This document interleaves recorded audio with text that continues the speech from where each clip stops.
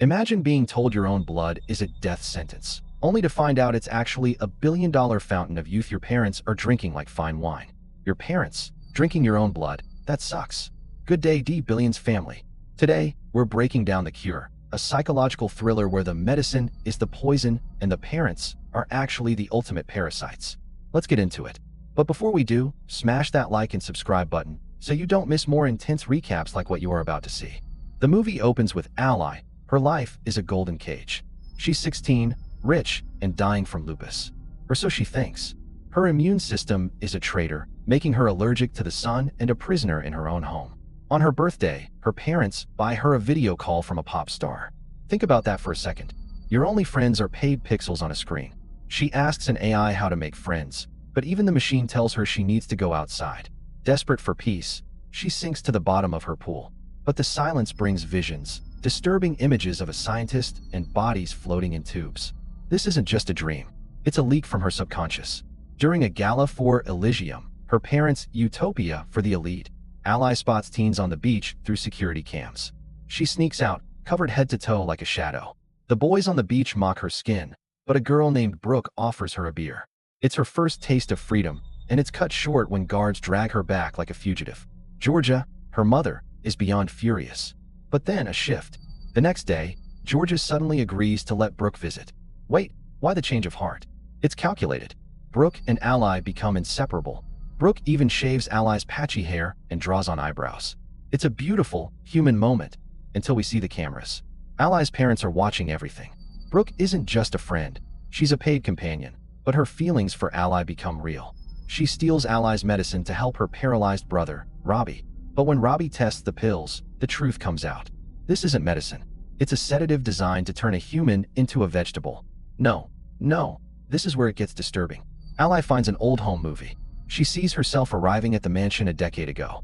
The weird part? Her mother, Georgia, hasn't aged a single day.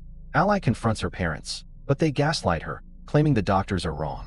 Then, a vagrant breaks in and tries to bite Ally, screaming that she needs it. This wasn't a random attack. It was a desperate addict looking for a fix. Brooke tries to rescue Ally, drugging the parents and fleeing in a car, but they crash.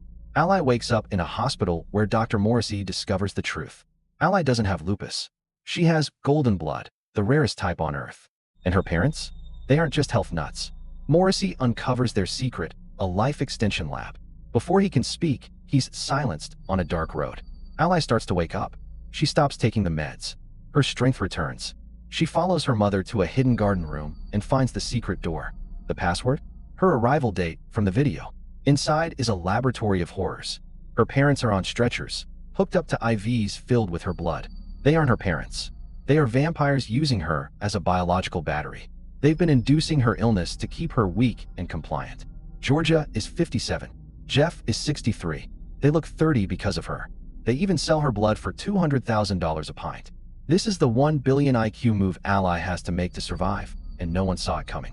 She stabs her mother with a sedative and escapes to find Brooke. Together, they return to the lab to burn it all down. But they find something worse than blood bags. They find the clones. The Elysium Project isn't a city. It's a franchise of Ally. Thousands of her, grown in tubes to provide eternal life for the rich. Ally destroys the tubes, ending her sisters to save them from this fate. In the garden, Jeff tries to manipulate her, claiming he loves her. Ally doesn't buy the lie. She stabs him. Then comes the final showdown in the pool. Ally drags Georgia underwater, the same place she used to seek peace. She finishes the job with a knife. Now, pay attention to the shift in energy.